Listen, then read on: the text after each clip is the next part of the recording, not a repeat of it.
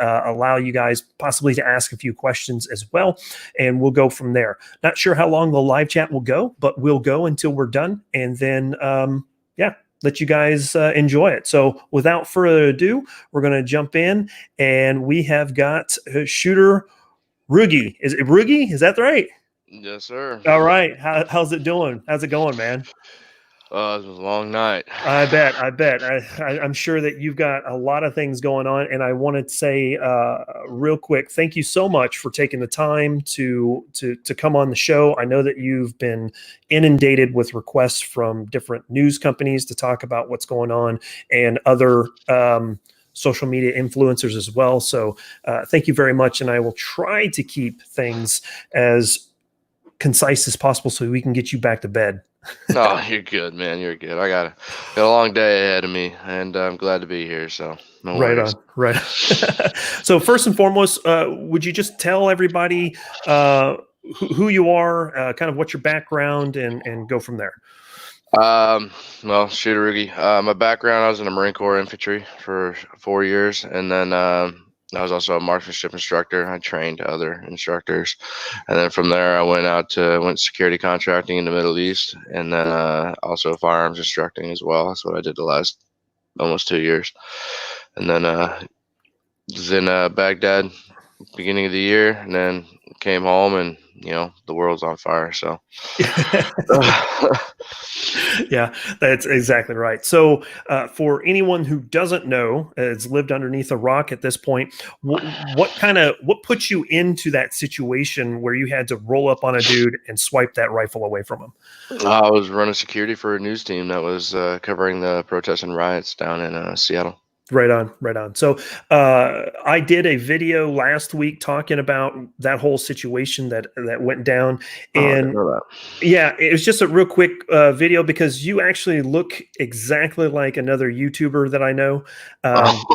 So we called you his doppelganger, and he's actually in Minnesota right now, in Minneapolis area. So he's been kind of dealing with what's going on there. So it's interesting to have the both of you guys in two of the cities that are kind of erupting.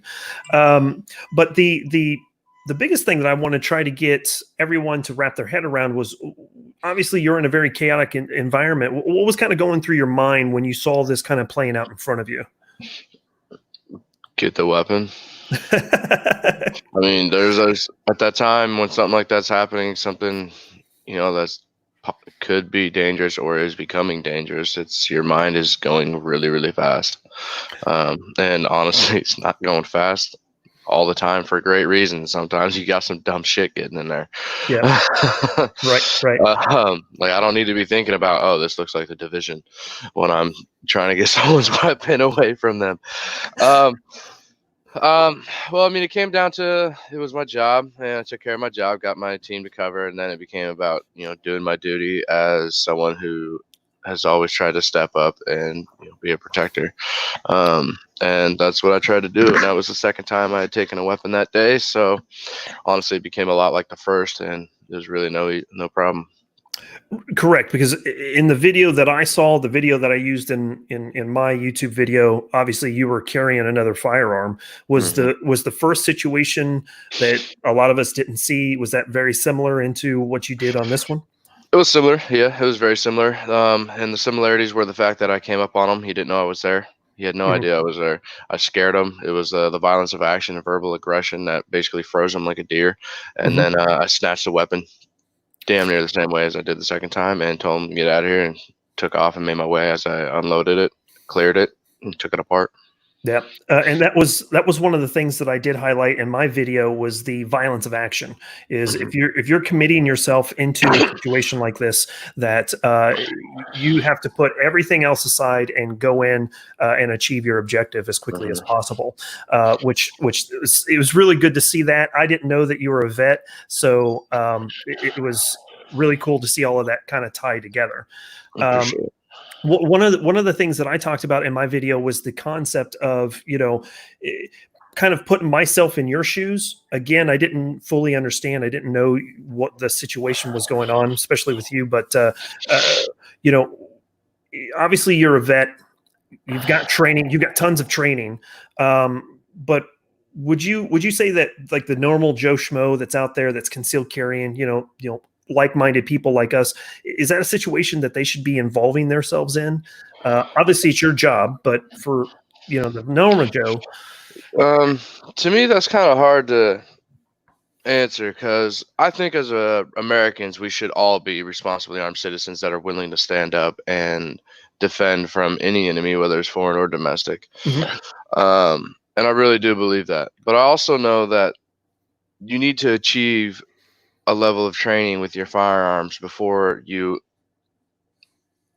insert yourself in a situation you wouldn't just be in normally, or that isn't just happening to you. So I want to say yes, but I also want to say yes with the addition of you need training first.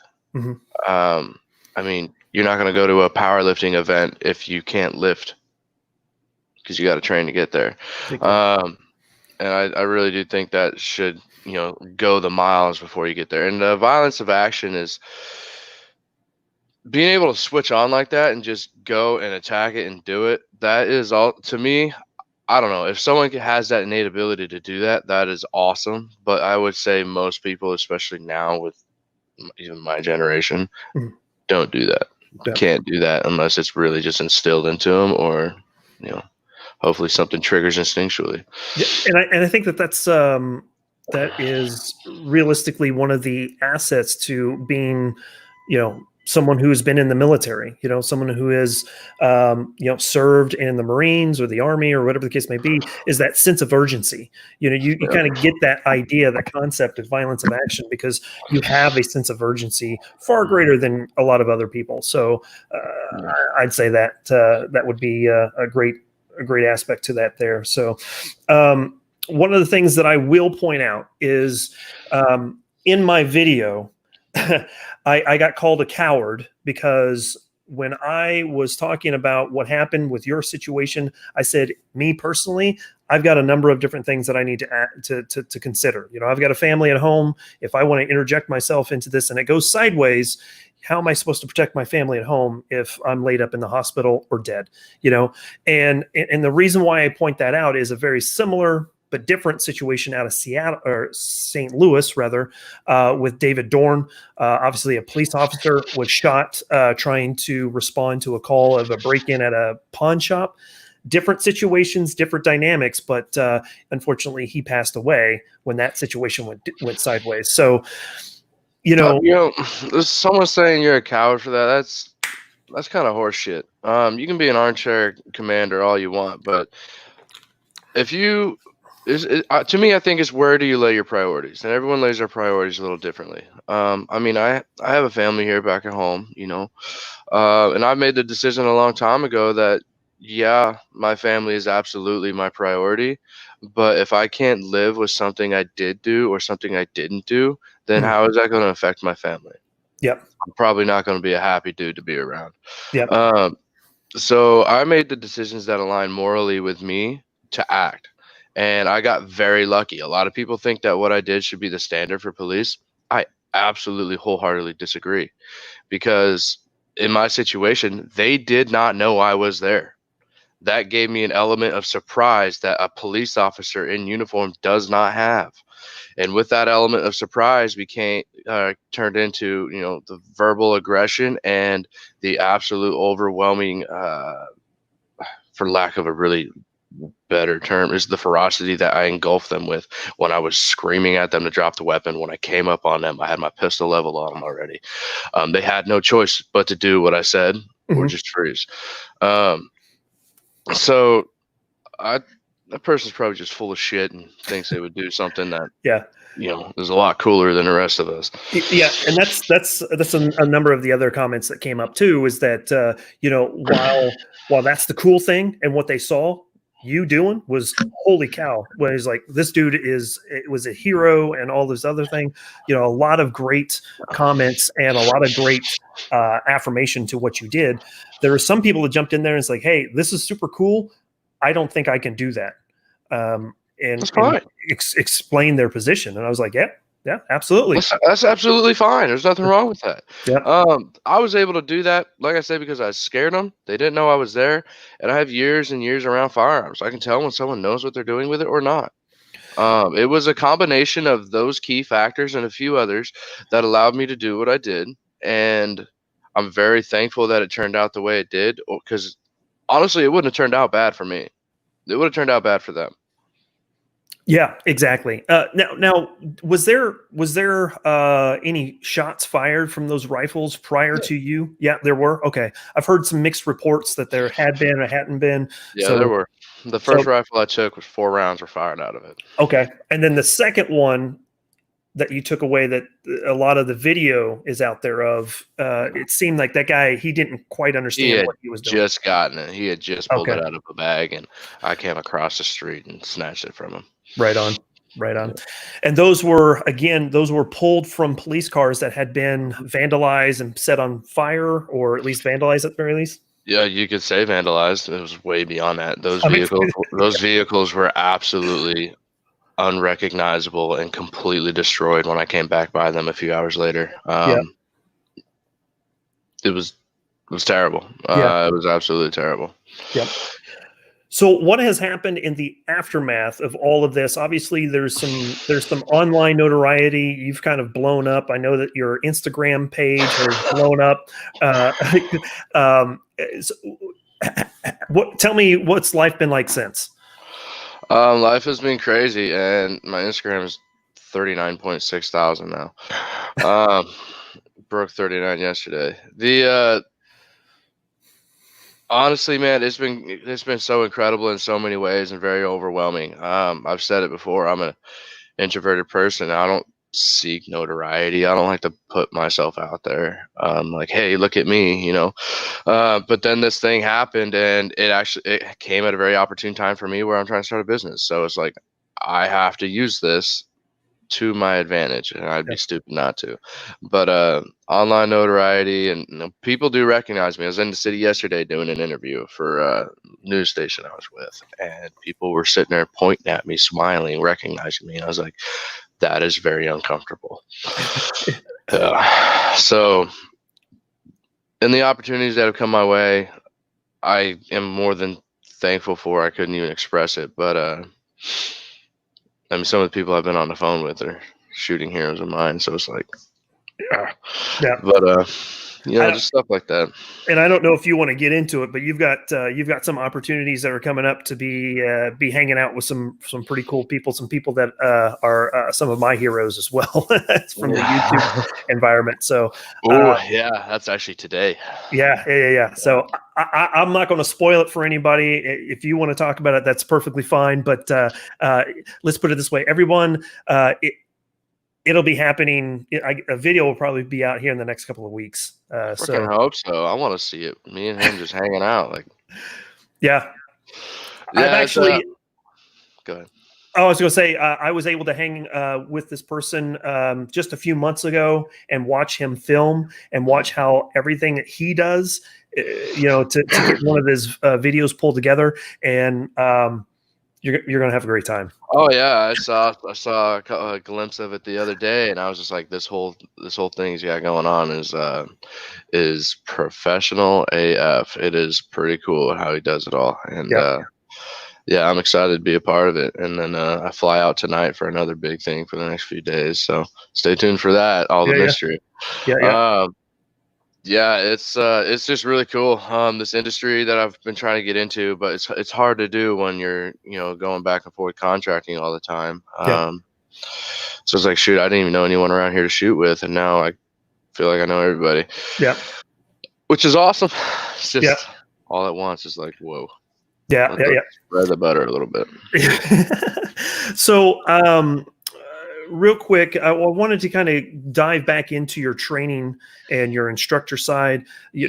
For those people who are out there that may be new to firearms, because we saw in May had the most NICS checks ever. It broke records. It broke records from March, and I would imagine June's probably going to break more records. So we're going to probably see more people buying firearms. As an instructor, you talk about getting training, but what are some of the things that people should be focusing on? What types of training is out there that you think is better than other? Kind of dive into that if you wouldn't mind. As for better than other, I think it's just different in terms of what you're looking for. I mean, there are those, as one of my shooting heroes says, there are those snake oil training companies out there and training people out there. So you got to be on the lookout for that. But if you're just trying to learn, there are a lot of things, a lot of places you can go. There's a lot of people that just love teaching the fundamentals.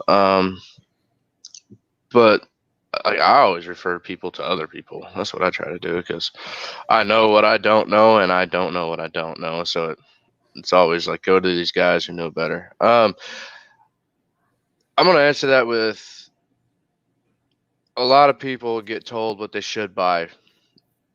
Mm-hmm. If you don't know what you should buy, then you don't know training. Then you don't have the right training. You don't have enough training. Because if you do, then you will be able to know what you need to buy. I would say that, and I have NRA rifle, pistol, and shotgun certs and instructor, but I would say seek somewhere else other than the NRA, because they're a little outdated and they're very political. That's not what firearms should be about. Mm-hmm. I would say there's a lot. And the only things that are coming to mind are these tactical guys that know what they're doing. They don't really teach the fundamentals, as in for beginners. So you got me stumped on that one. That's fine. I mean, if someone was going to come to get training from you, what would you like for them to know about you prior to them taking a course? I mean, obviously we've talked about the military. I mean, is military training a prerequisite for a good course? No, not at all. I mean, you got guys like Lucas Bakken. He's never been in the military a day in his life, right? And he's an incredibly efficient and well-rounded shooter. Mm-hmm. And I say efficient because I've never met the guy, but from watching his videos and everything, and I play him just like, the other guy, I play him in here in my in my garage, on my gun bench when I'm doing stuff. He's able to isolate and break down these small movements, very, very, very small movements, and make them more efficient. So then the overall picture is more efficient. He's taking out those milliseconds and gaining time, and time is your life. So no, you don't need to be prior military or anything like that. And honestly, I would say that a majority of prior military are going to teach you the wrong thing or bad habits. The military isn't the end all be all. A lot of people don't seek training after that. Yeah. So no, I wouldn't say it's a prerequisite. My mother-in-law is an example. She grew up around firearms, but she's never had an inclination to have one. But with everything going on, and she feels she's being targeted because of her age. So I pulled her in the garage the other day, and I gave her like a 5-minute quick pistol class, and then a little quick 5 minutes over here and there, and she never spent the day. She's a physical therapist, and in a lot of ways that helps out, to understand movement and everything like that. Mm-hmm. So I've gone and I have gotten some training, and great. I've checked that block. I've learned a lot of things. I've been able to absorb a lot of information. How much does dry fire play into moving forward after training? Would you recommend it? Do you think that it's a little overutilized, or what's your opinion? I think it's underutilized. I think dry fire is an excellent method, an excellent training thing to do, and it's cheap. You can pretty much do it anywhere. I think if you're going to dry fire, you need to make sure you do it on a silhouette type target or a human type target, unless you're just practicing for target shooting or competition, then have at it. But I do think perfect practice makes perfect. If you're not breaking down and moving slow and doing things right, if you're just trying to be fast right out the gate, you're going to screw up. It's not going to be effective. And if you don't self-actualize and realize, hey, I did do this wrong, or oh, that must be it with what I did, then there's no point. If you're just saying, oh, it's the gun or something like that, you need to be able to identify your own faults with shooting. And it's the same thing with your own character. That's actually really deep there, right at the end there. But you're absolutely right. One of the things that I have picked up from some of the training that I've got is that in order for you to create muscle memory, you have to do X number of movements, whatever that number is. 500. Muscle memory isn't really a thing, okay? Muscles Okay. don't have memory. It's the neural pathways from your brain to that part of your body, and it builds myelins. The more that you use those, it builds those myelins over it, so the connectivity is stronger. And yeah, the more you do something, the easier it's going to be without thinking. I was able to take those rifles apart without looking at them one bit and keep my eyes up on the crowd and scanning because I've done it thousands of times. I mean, if you see right now, I have my own rifle broken down that I'm working on right now.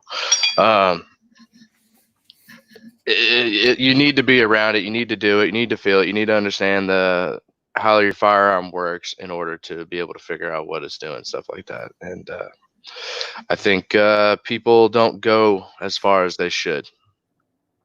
Okay. True. Very true. I mean, in the infantry, your rifle is your girlfriend. You know, it's your dirty little girlfriend, and you keep it with you no matter what because you don't want your wife to find out. And because of that, you know it. You know, you could come up to it in the dead of night, half asleep, and you know how she feels no matter where she is and stuff like that. So that's a great analogy. Yep. That's a Marine Corps analogy. So one of the things, like you're correct. Muscle memory is a false terminology. It's easy though. Exactly. The point that I was trying to make is the idea of moving slowly and getting that motion down. So, okay, for me and the way that my body mechanics work is I have to, when I draw, I'm drawing my pistol way up here so that my eyes are trained in on my front sight faster so that I can pull forward that way. That's just the way that I've done it. I don't know if it's training scars or not, but that's just how my body mechanics work, is to pull high so that when I rotate and push forward, my eyes are already locked in on my front sight and I can align those sights a little bit faster. That's just one of the things that I've picked up and moved forward with along the way. Oh yeah, you're right. Everyone's body mechanics are slightly different. I'm short and stumpy, and you got other guys out there. I met this Kenyan about 6-8 months ago. His hand was so big, he could reach around the trigger of an AR and hit the safety with his trigger finger. I'm not shitting you. He was so big. His hand was so long. That's what he could do. And I saw that because I saw him. I set fire and he flips off safety. I was just like, what in the hell did this guy just do? And I told him not to do that because he could easily squeeze the trigger that way. But everyone's body mechanics are different. If you want to bring it that high and up, I mean, I would say that if you're bringing it up this high, that's probably is very compressed, and in a lot of ways, that's a good thing. As I approached that both shooters, I became more and more compressed. I was coming in tighter. But also, if your muzzle isn't forward from the second it's out of the holster, then you're losing time on target, which could be time where you've saved your life or someone else's. Great point. So everyone's just a little different. And firearms training, to me, the mechanics of it all are the same, like skeletal support, muscle fatigue, stuff like that. Travis Haley, straight lines are strong, angles are weak, stuff like that. Those are all the same, but everyone's going to do them just a little differently to fit them. Yep, I completely agree, and that's actually some really great information. I do have a question coming in from the chat room. Naturally, everybody's going to want to know the pistol that you had with you in Seattle. What was it? It was a blaster from Star Wars. Oh, there you go. Nice. It was the Glock 19 Gen 5 with a Surefire X300U. I just bought it several months ago because I needed something to carry and something for work. So then I got some stippling done on it from a guy that's local around here he did an amazing job. I texted him right after that evening, and I was like, dude, soaked to the bone, raining all day.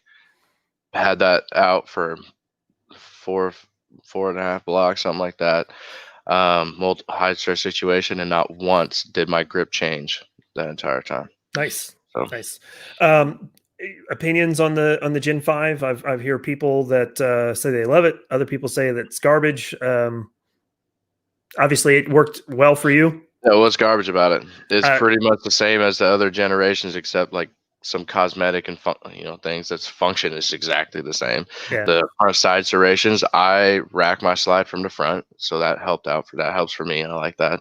I don't like the little finger grooves in there because I got small hands, so if something's telling me how to grip something, well, I'm probably not going to be able to grip it like that. Yep. I had an undercut, and it comes with a flared magazine. Well, you ain't got to buy one. So there's money saved there. Right on. Okay. People are going to armchair it all day. Of course. Yeah. I mean, there's other great pistols out there, but my goal was to get something easy, completely reliable, and if I have to, what's most likely I'm going to be able to source off of someone else. Sure. Yep. Totally agree. So I have a stupid question for you, and I have to do it because I see that I have a friend of mine in the chat room, and we go back and forth on this all the time. Do you ever do a press check? Oh yeah. Okay. Great. Oh yeah. Before my pistol is condition 1 right now. Before I get in my vehicle and I go somewhere, I press check. When I got home this morning from work, I press check. Oh yeah, absolutely. And yeah, it doesn't matter if I'm absolutely sure, that's great. Make sure again. If I have doubt that my pistol's loaded, then I have no doubt. I need to check it. Yeah. And that's just good safety. It doesn't matter if you're sure or not. But can check yourself the same way, self-actualize. Because what if something, changed? What if you're away from it just for a little bit? And you can't reach that point of arrogance to think, oh, I'm so good. I know what's going on. I know where it is all the time. Because that's the point something bad's going to happen. That's a great point. That's actually a great point. So there you go, Josh. I did that just for you. Sometimes I got to give him a ripping on that because I'm an advocate of press checking because I do want to verify. I trust, but verify is something that has come up time and time again in my former military career, and then here recently, now that I'm into logistics for my day job, I have to trust but verify. I know for my job is going to be kind of geeking out a little bit, but I know that freight rates are pretty stagnant and consistent all the time, but I still check them just to make sure that I'm right before I give a quote to my team. So I know. Like I said, I geeked out real quick there. So with that being said, I did want to just kind of keep this fairly short. No, we're going to run a little bit shorter than what I normally do because I know that you're tired. I know that you've had man. I have a long day ahead of me. I am up. I don't have anything for another half hour. If you wanted to keep going, I'm good. Okay. I just want to scroll back through the chat room real quick and say hi to everybody just really quickly. I did see that Sharker Shooter, he's in there. Good to see you. WW Clay, thanks for jumping in. Tactical Pineapple. Bones, good to see you. Jeff is in there. Drop it like it's Scott. Good to see you again. Dr. Cat Milk, always good to see you. Hachi, always good. Operator Tony, yeah, it's different time. We had some scheduling conflicts, but Rughi here, he was gracious enough to make it happen. N7X Ranger, good to see you. Thanks for swinging on by and seeing your Tyler's doppelganger. Tufu, good to see you. And Richard from across the pond in England, thanks for swinging by. Izzy, is it Tuesday? It is Tuesday. Hey, Izzy, Taco Day, right? Always good for tacos. And Mario, good to see you guys. If you have any questions, jump them in there. Drop them in there real quick.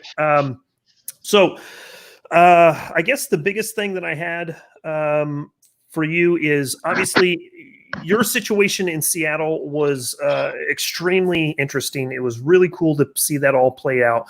I was able to kind of pick up a few things from my own training outside of the military.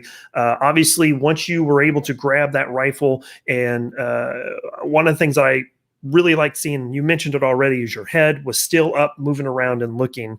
And that kind of dives into the situational awareness. What are some of the tips that you have for just the regular Joes out there who's trying to be better? How do they become, from your perspective, a little bit more situationally aware? It's actually kind of a hard one.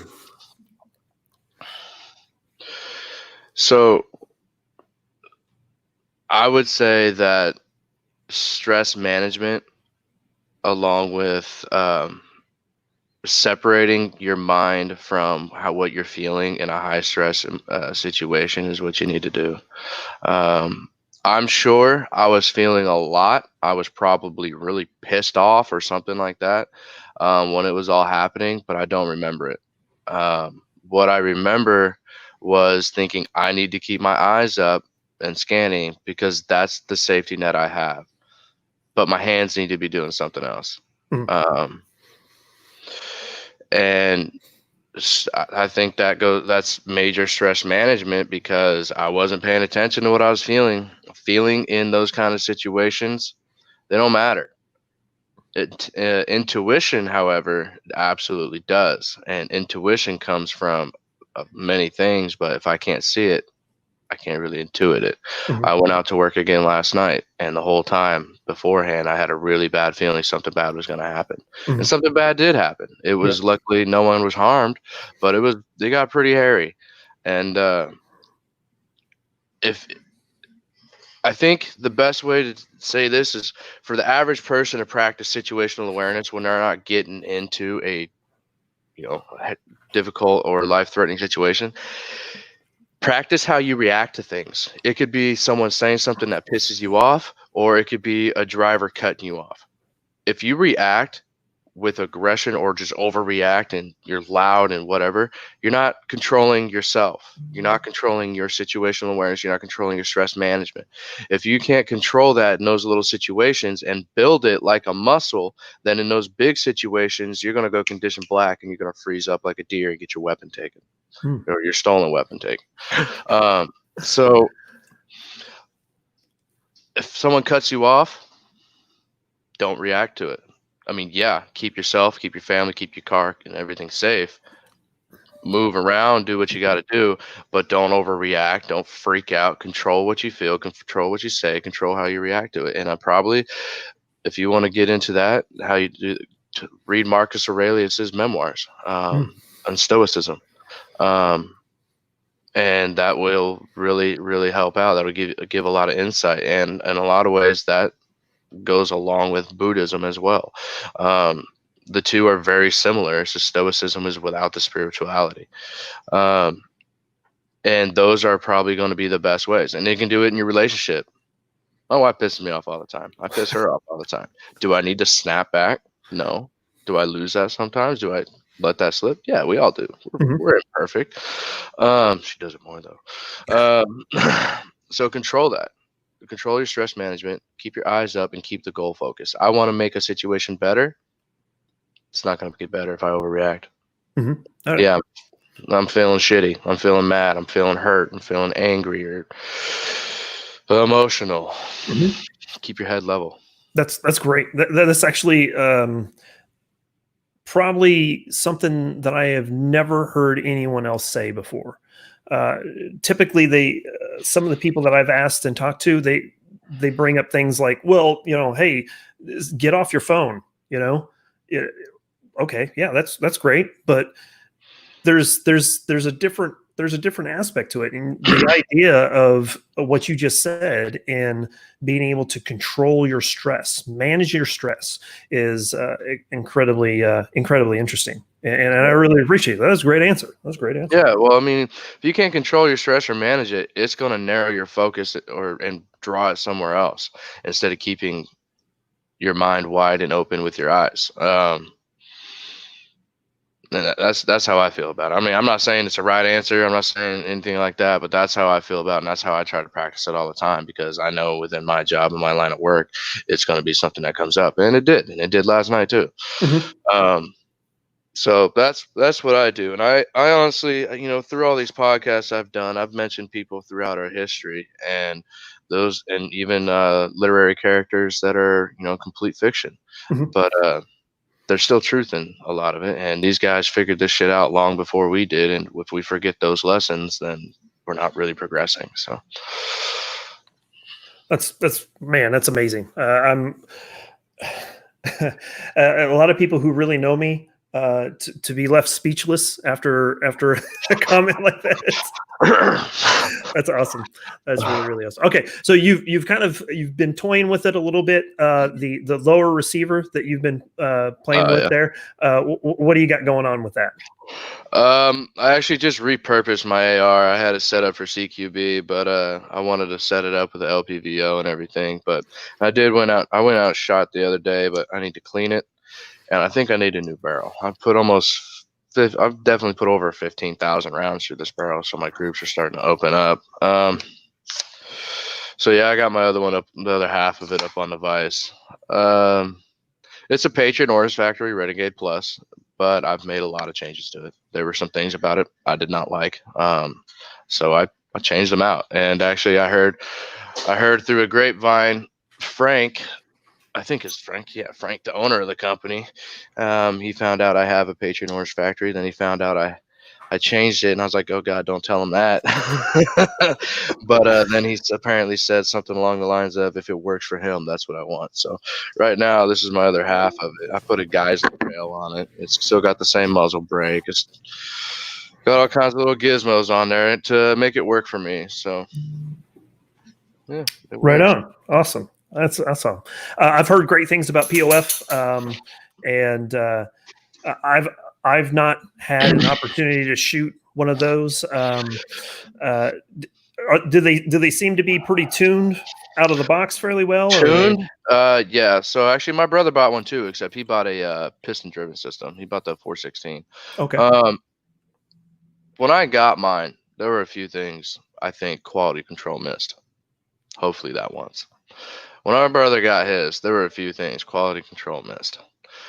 But there are several proprietary things Patriot Ordnance Factory does to their firearms that are fucking cool, and they're slick, and they definitely help out with the weapons operations and function.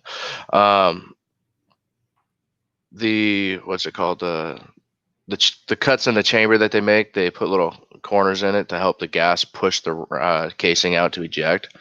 That's epic. I've only had one malfunction from this firearm, and it was just after I took literally everything apart and put it all back together. And it had I think it was a stovepipe. No, not a stovepipe. It had double fed. That's it. Okay. And then I lubed it up because I forgot, and then it's purred like a kitten since. The only other thing from that was been a stovepipe, but I was shooting literally sideways on the ground. Yeah, so that's kind of expected with those types of so other than that, it's run flawlessly. It's run great. The thing I love the most, I mean, is definitely the ambidextrous controls and where they are. I can put my finger up here and lock my bolt back with one hand. I can release my bolt right here. So when I reload, I insert magazine and push this button, and immediately bolts forward before my hand's even forward. Stuff like that. It just streamlines the manipulations, and I love it. And there's other ambidextrous lowers out there, and I'm looking at purchasing one from another company. But yeah, it's a great firearm. The muzzle brake is ridiculous, but I tell you what, you don't have any recoil. It stays right there. Yeah. I'm gonna switch it out though, because it beats everyone on the range to shit, and puts a lot of powder on my a lot of carbon on my flashlight. But yeah, so you're making friends at the range when you're shooting that, right? That's what you're saying. Oh yeah, straight every time, man. Every time.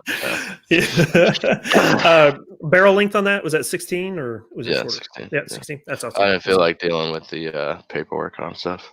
Yeah, the same with me. I think I'm at a position now that I probably could start doing that, but previously, I didn't want to deal with it. I did have another question coming in from the chat room. They were asking, obviously, you're just showing your POF there. Any thoughts on AKs? Do you like AKs? Do you prefer AKs over ARs? Or are you just a straight up AR guy? Or what would you think? I absolutely love AKs. Yeah, why wouldn't I? I'd be stupid not to. Preferring one over the other, what's the job? What's the job I need to do? Yep. People, I wish people would stop fanboying one thing or another.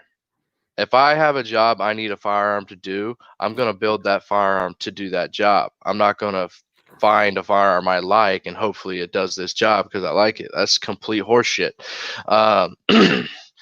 AKs, they are war horses. Doesn't matter what you do to them. They're great. And with also like modern AKs that have a lot of AR style adaptations and accessories and stuff like that, even better. Mm-hmm. Why not? Yep. They're cool, man. Look at the guru himself, Travis Haley. He teaches an AK class. You know what I'm saying? Stop fanboying, people. That's People good. think I fanboy Glock. No, I have a Glock. I used it. Big deal. Yep. So it's great to hear. That's refreshing to hear that people are like you would be. Hey, just who cares? I know that with my YouTube channel, I've done a lot of AK videos in the last 6+ months. Realistically, because I don't understand the AK, I don't know how to run the AK. So why not go ahead and start getting AKs, running AKs, understanding Exactly. How does the 7.62x39 differ from the 5.45 by 39, differ by the 5.56 AKs out there? How do those all differ? How does the manual arms work differently from an AR? And how do I become proficient so that if I'm in a situation to use it, I can? Here's a point that I'm going to make that's, I think, going to make it even more important. Hopefully make it more important for people. What is the primary weapon of most of America's enemies? It's an AK. Yep. Mm-hmm. What do you want to know how to beat America's enemies? If you're going to know how to beat them, you got to know what they're using. You got to know how it works. You got to know the ballistic capabilities of that firearm internally and the round itself. You got to know what it's capable of and what it allows that person to do. And yeah, it's a bigger bullet. That's great. But if it still can't hit the target, it don't matter. Yeah. So train. It's trained. There he goes, man. I tell you what, you're probably one of the most philosophical individuals that I've met in a very long time. I met one the other day, and I was just like, "Whoa!" Yeah.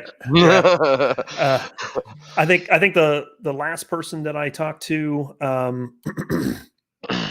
that was a little bit more philosophical than you was Dugan Ashley. I don't know who that is. You don't? No. Formerly of Carnicon. I don't know if you're familiar with those YouTube videos. No? Mm-hmm. Oh wow. My bad. No, you're good. You're good. I bet that if I sent you a video, you would know exactly who I'm talking about the moment that you saw it. But definitely do that. Yeah, but he left Carnicon. He shut that YouTube channel down. It was satire on firearms, which was nice. But at the same time, here recently he's back up and he's trying to drop as many red pills as possible, I think, from a very interesting thing. Anyway, I don't want to travel that rabbit hole right now, but that's really all I got. I wanted to give an opportunity to you to take as long as you wanted to talk about what you got coming up, talk about plugging whatever you want to plug. Obviously, I've got your Instagram handle down in the description, so if you guys are interested in following him on Instagram, please do.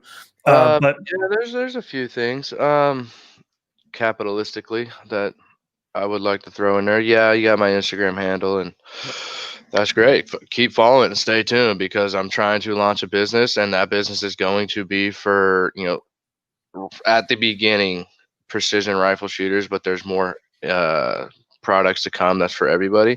But those precision rifle shooters, this product, I ran it the other day on my AR, which is a Rughi type build right now, and I did full close-up manipulations and barricades and everything with this on there, and I didn't notice it once. And I was just like, okay, this is definitely a lot better than I thought it was.